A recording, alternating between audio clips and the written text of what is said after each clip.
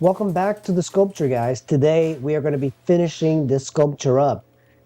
What I'm building here is something that's more of a support but also aesthetic. In antiquity, many things were used as supports for marble and for terracotta. Terracotta, even though it's a very strong medium, it's fragile if you have something just standing on two tiny little feet. And you can see even the right foot is just on the tippy toes. So I needed something for a support. And this is going to lend itself to the theme of the sculpture. Leda and the Swan is a compelling mythological tale from Greek mythology. It was famously retold by Ovid in his Metamorphoses. In this story, Zeus, the king of the gods, transforms into a swan to approach Leda, the mortal wife of King Tiberius of Sparta. Zeus either seduces or forces himself upon Leda, resulting in her becoming pregnant with two sets of twins. The first set includes Castor, a mortal, and Pollux, an immortal son of Zeus, known as the Dioscuri. The second set comprises Helen of Troy, renowned for her beauty and central to the Trojan War, and Clamistria, the key figure in Greek tragedy.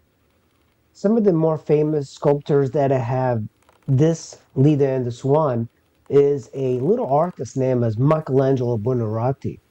Michelangelo's marble sculpture Leda and the Swan is believed to have been created around 1529-1530, and the original work has been lost, and only a few sketches and copies remain. And as you might know, this sort of story captivates artists and writers for centuries, with various depictions in paintings, sculptures, and literature. The story explores themes of desire, power dynamics, and the intersection between mortal and divine realm. You have to do this for terracotta.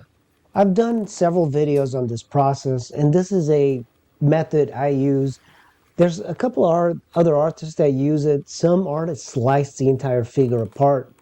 I like this because you can make like little holes in your figure that are not as intrusive. This particular section where I'm removing this armature is a little, it seems scary, but when you learn about how clay is, everything around it is pretty hard.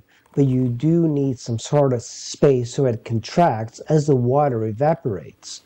Now I'm putting the rod back into this armature because while I'm digging the sculpture, I don't want it to fall. I don't want it to like sway.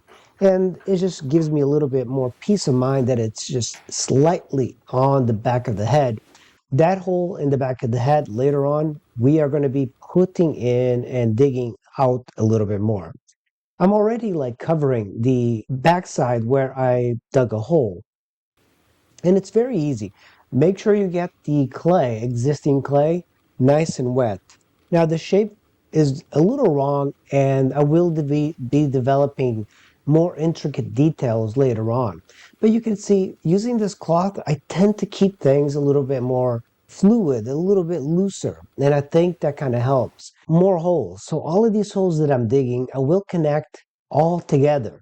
You can't just dig a hole and leave it. That's a sure way of getting your sculpture to break.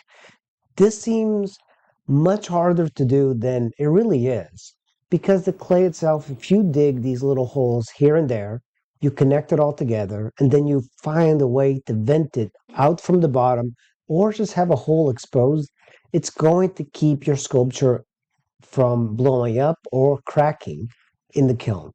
The clay that I remove, I simply put it in my hand, put it in the bag, and often I'll do a project with this. And also, a standing figure like this, there is a chance that you can fire it completely solid, and I have done it, and it's absolutely fine. But why risk it?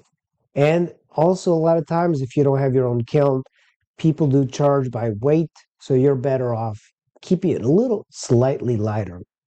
Now, I'm adding a little bit more details because I don't want our body to be absolutely perfect. I like my figures, either male and female, to have a little distinct character. And one of the things that you'll find in a lot of the perfect sculptures is that they don't have any folds of fat, and I kind of like to indicate that a little bit more.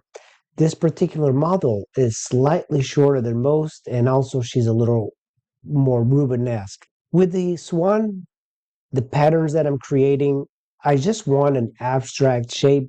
I don't really want, as the viewer approaches the figure, to kind of look at the little details.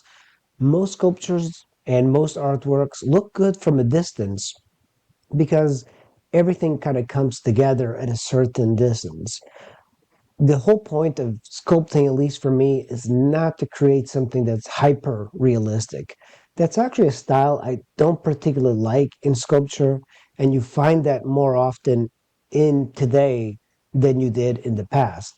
Even when you look at Michelangelo's sculptures, Rodin's, they're not realistic in the way we think of realistic. They're all idealized. And for me, that's the important part of artwork is idealizing and having some sort of character. It should feel that the artwork has come from a human rather than a 3D printer. One of the things that happened in today's society is that we're so connected that everybody's artwork looks the same. And in a way, that's something that I don't particularly like when you consider the past in Europe. If you were in Italy, you were creating completely different artwork than you were in Spain and in Holland and in Japan. And that's one thing that I like. I'm removing this pipe now because I'm ready to keep the sculpture nice and free. Once I remove this, I'm just simply unthreading it and it's coming back. That's how great this little armature. It's a very flexible way of having an armature on a terracotta. And now I'll simply remove it. And now I'm going to dig this hole and I'm connected to the rest. Well guys, this is the final product. As you can see, it's freestanding and I removed this out of it and I got the goose or the swan, and I went with a theme that's considered very antique, Leda and the Swan, or Leda and the Swan. I didn't mean to actually kind of come up with it, but the swan works as a really good prop to hold the figure up. He's kind of resting on some stones, you know, you can see the beak, everything is in there. It's a little abstracted. I tend to do that. I like that I can have a focus on the figure, have a more finished top, and then kind of drift off as I expand outwards. If I was to do this in maybe marble, I probably would have a higher degree of finish. But, you know, I spent a couple of days on this. This is pretty much finished. I'm just going to tighten some parts here and there.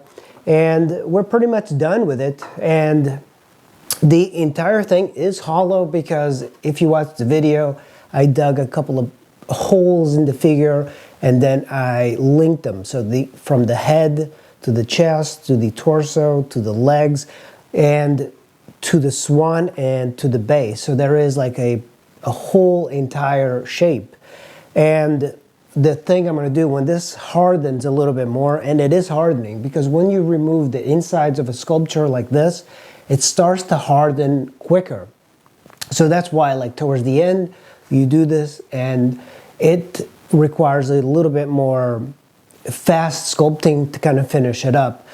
This is a grog clay. So if you watch the video, there's like these little specks.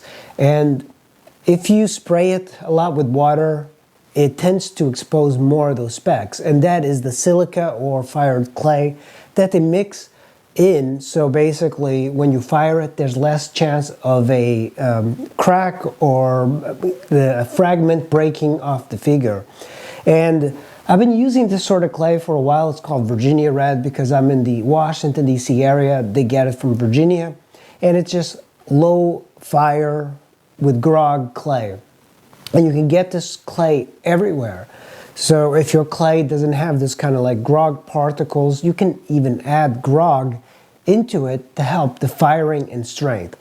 The next step is just kind of finishing up a little bit, and then I will be 3D scanning it because one of the things I've learned is that you can fire this, you can have it break into a million pieces, but lately I haven't had that happen, thank goodness. But with the 3D scanning, at least we'll get a copy in case something does break. And it is nice that I can reproduce it multiple times without making a mold. So that's pretty much it for the video. If you like this content, make sure you hit like and subscribe. It really helps out the channel. We have hit 25,000 subscribers, and I really appreciate each one of you. If you have an idea for my upcoming sculptures, make sure you write in this video in the comments. That way I can read it. I read all comments. I try to respond to all comments. So write an idea on the comments. I've had some really interesting ones, including drapery studies and hood ornaments for cars. So that's something that I am looking into it as well. So stay tuned for that. But until then, I'll see you guys in the next sculpture. Thank you for watching.